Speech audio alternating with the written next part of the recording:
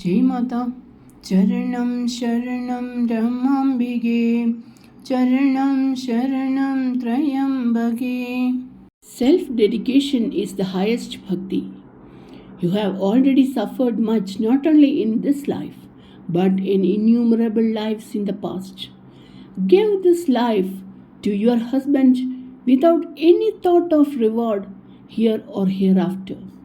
When you make this resolution to do the highest sacrifice, you will find that you are the recipients of infinite blessings.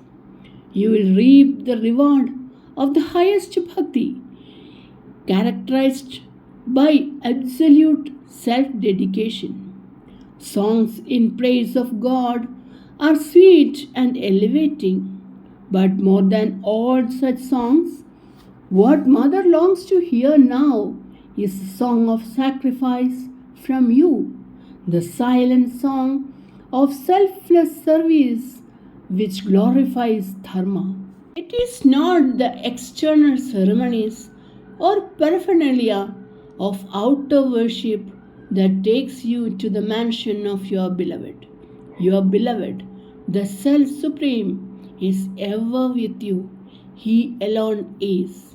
In the pure realm of spiritual heart, in the depth of consciousness, you are one with Him.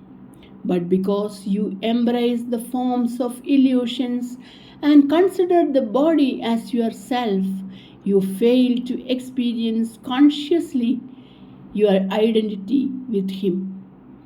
So, what takes you to His majestic presence? What leads to the state of happy union with Him is the exalted worship of self-resignation. This self-resignation is indeed the worship of the Supreme by the soul.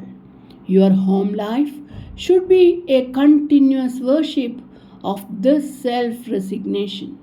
Hence, put yourselves unreservedly at the disposal of the Supreme Being and merge yourselves in your husband's personality through the ecstasy of love and service. Then you will see the Supreme face to face within your own soul and also will see your husband as his incarnated divinity. Conflict of Dharma. Of all the conflicts, the greatest conflict is the conflict of Dharma. Dharma Sankatam. When two aspects of Dharma appear before you, demanding your adherence and worship, you fail to discern as to what aspect should deserve your allegiance. You fail to know what your duty is. This is called the conflict of dharma. In the setup of home, you will come across such conflicts which you have to face without departing from dharma. For this, the only course open to you is the surrender to the Supreme or Guru. Reason, power of discernment cannot show you the path of virtue on the occasion of such conflicts of dharma. The clear light of God's grace will show you the path. Your surrender should be such that your ego should disappear and you should become a tool in God's hand. Then He will make you do what is in accordance with the dictates of dharma. Guru Bhakti. Your relationship with your husband, parents, children, society, and your Guru should be guided by a consciousness of dharma. Of all this, loyalty to Guru is the saving force behind your life, which will enable you to observe dharma with regard to your relationship with all others. Guru is the embodiment of Supreme Divinity, who is Dharma Swarupam itself. Guru Bhakti resolves all conflicts and keeps you firmly rooted in Dharma. When you are graced by the Dharma of true discipleship, You have absolutely no fear of any fall from dharma, and you will get the power of facing and overcoming the conflicts of dharma in your life. Guru Bhakti keeps you always on the path of truth and righteousness. For those rare souls endowed with the eye of illumination to perceive the divinity in their husbands, husband himself becomes the Guru of Gurus. Padi Bhakti, devotion to husband, is their supreme ideal. This dedication to wifely dharma keeps them always in the path of virtue and protects them in all situations. For you, daughters, you have been initiated into the supreme wisdom.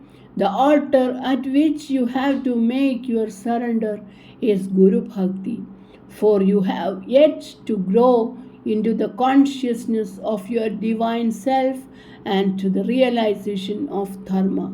It is the Guru's divinity that you should perceive in all, in your husband, children, parents, and society.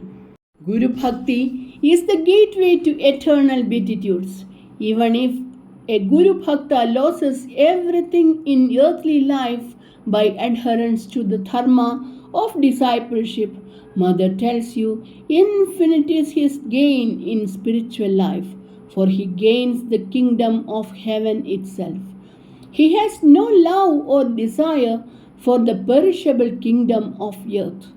This world is a shadow and life on earth a 2 days show. Is it not foolish to cling to the vanities of this life, ignoring your duties towards your Maker? God alone is the reality, and it is He whom you should worship in your heart. Guru is God Himself with an assumed personality, and the purpose of His remaining in the body is to help His children in attaining Him.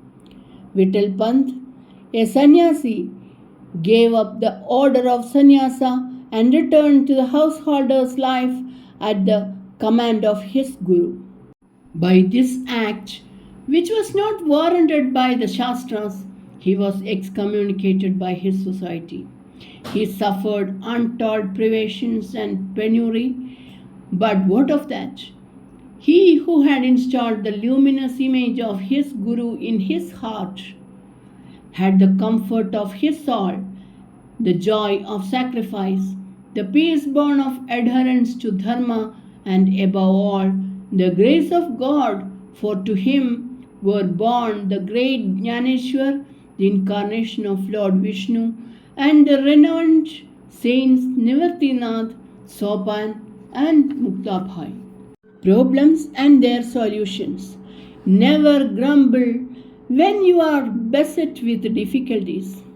There is no life which is beyond the sphere of trials and tribulations.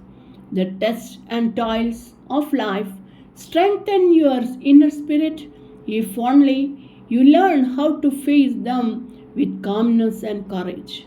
A wave of holy bliss will rise in your bosom when you feel that you are living for God and that all the sufferings that you undergo for the sake of God are taking you nearer to God.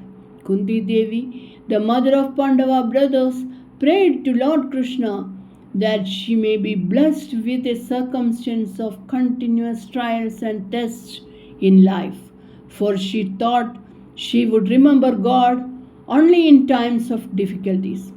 Kunti had a heroic heart that could stand poised above the earthly sorrows. But you, my children, are not to imitate Kunti and pray as she did. When you do not have the strength even to face what is ordained by your own prarabdha karma, how can you pray to God to send you miseries and sufferings? First, develop strength to face the darts of prarabdha and to remain unshaken by the storm of life. Remain firmly rooted in the consciousness that you are the self and lift your mind above the domain of nature and earthly events. The circumstances of the present life that have grown around you are chosen by you only through your past actions. So you yourself are solely responsible for all that have come to you. Knowing this, keep your peace to yourselves and learn to live cheerfully without blaming anybody. The wise one can turn any circumstance into his good and to the good of all. Welcome every event as your helpful companion in your pilgrimage to the eternal. When sufferings come, you must remember those who are undergoing greater suffering than you in this world. If you have a constant mood of self resignation, if you have that inward faith that everything that comes to you is a godsend for your spiritual welfare, you will derive immense strength from within your own soul to put up with every kind of difficulty and misery. Be patient under all circumstances, be they affluent or adverse. Adopt the attitude of a witness. You are the soul transcending nature. You have come to witness the play of nature. Do not be entangled in what nature does in her own way. The furious waves of the river of the world will lash and dash against you and may even suffocate you at times. But become master swimmers and wade through those mighty waves, keeping your face steadily fixed above the surface of the river. Never give up hope. The day that blesses you is not far off. When darkness seems to surround you, let your gaze be fixed on the light that is hidden in the deeps of darkness itself. Every problem in domestic life carries in its womb its solutions too. But you should have the patience to discover it through actual experience. Patience will certainly show you the way out of all circumstances, however hard or difficult they may appear to be. Patience is indeed a motherly virtue, for it is in a mother that one finds a greater expression of the power of patience. Patience is the ornament of the strong. The mind of the weak ones gets irritated even by trivial things and events of life. The strong one is inwardly calm, cool, and deep and majestic as the ocean, with his composure secure even in the midst of greatest sufferings or even at the door of death. Forget not that life is a battle and not a bed of roses. If you want to win the battle, you should be heroines in facing odds, great in making sacrifices, strong in remaining loyal to the voice of conscience.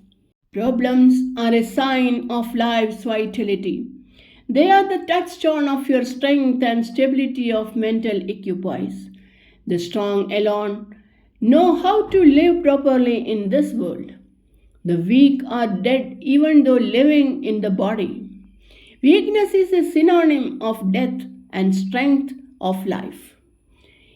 If you cannot stand on your own legs, if you get depressed on account of your faults and failures, if you have no boldness to face the day-to-day problems of life, how can you show the world what a divine life is? So, my children, be strong in the strength of your imperishable soul.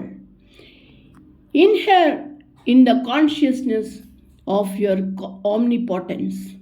Live a life which proclaims the triumph of virtue.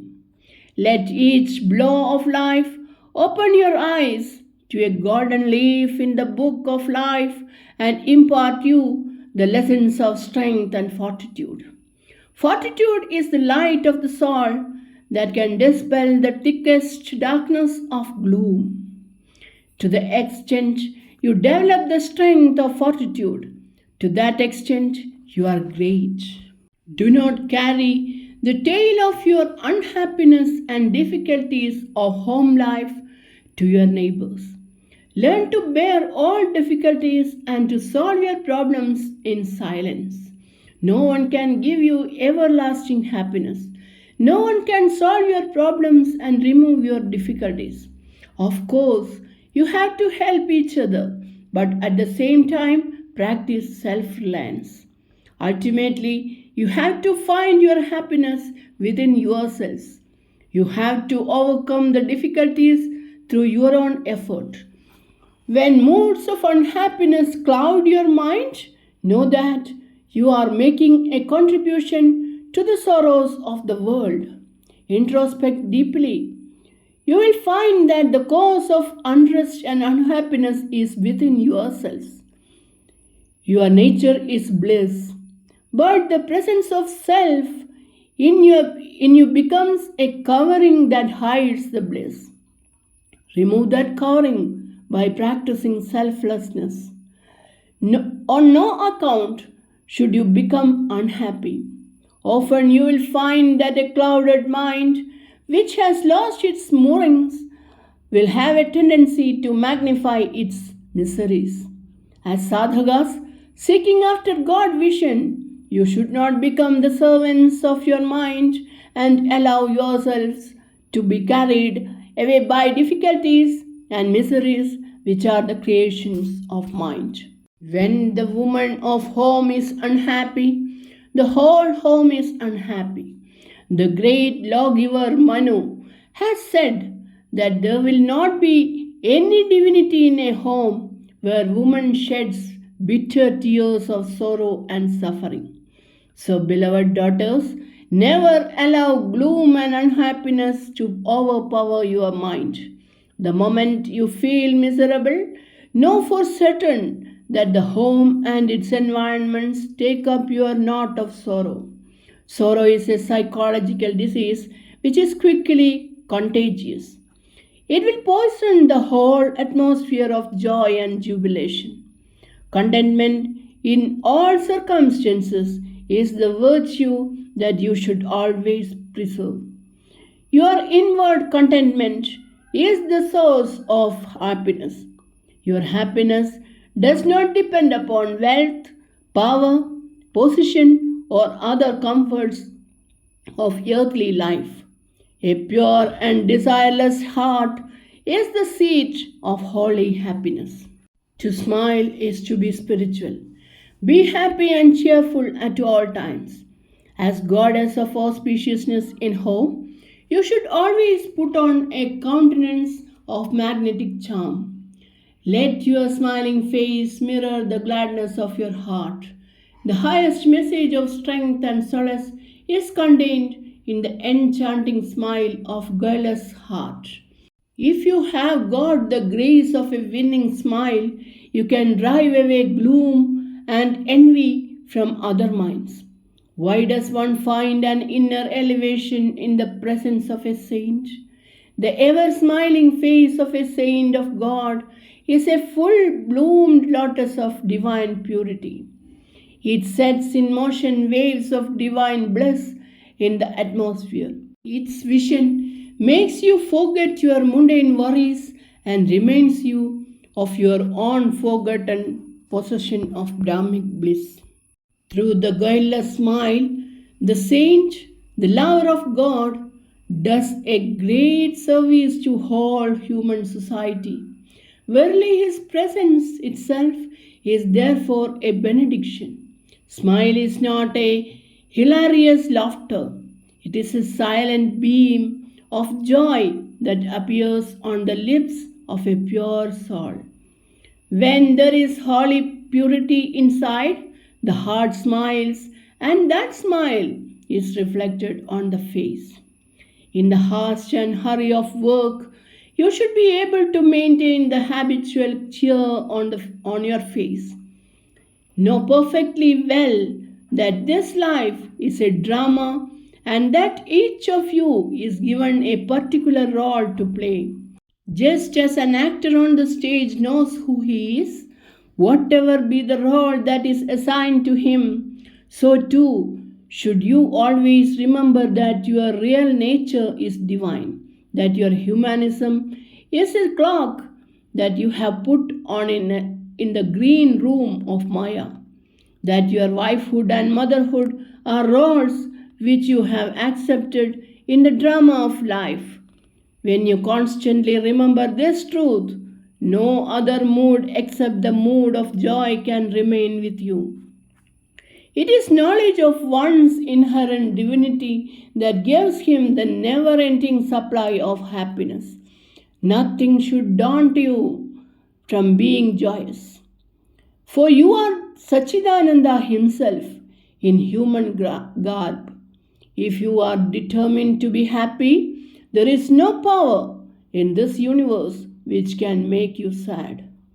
Even if your husband happens to be unkind to you, never complain about him to anybody, even to your intimate friends and beloved parents. Behind the rough exterior of your husband's human nature, there dwells the kind God of infinite virtues. Appeal to Him in silent prayer to manifest His all loving and peaceful nature. Perceive all His varying moods with equanimity and prevent your mind from forming erroneous impressions. Present to Him always your divine nature. Receive all manners of His behavior towards you as teachings meant for your self correction and self poise. Beyond the duality of good and bad, love and hate is the divine self. You should set your gaze only on the transcendent self of your husband, which is never involved in the nature born qualities and contradictions, and continue to love him, whatever be the nature of treatment you receive from him. Love has proclaimed its triumphant glory even in the midst of ugly demonstrations of outrageous cruelty. Charanam Sharanam Ramambige Charanam Sharanam Trayambage Jai Mata.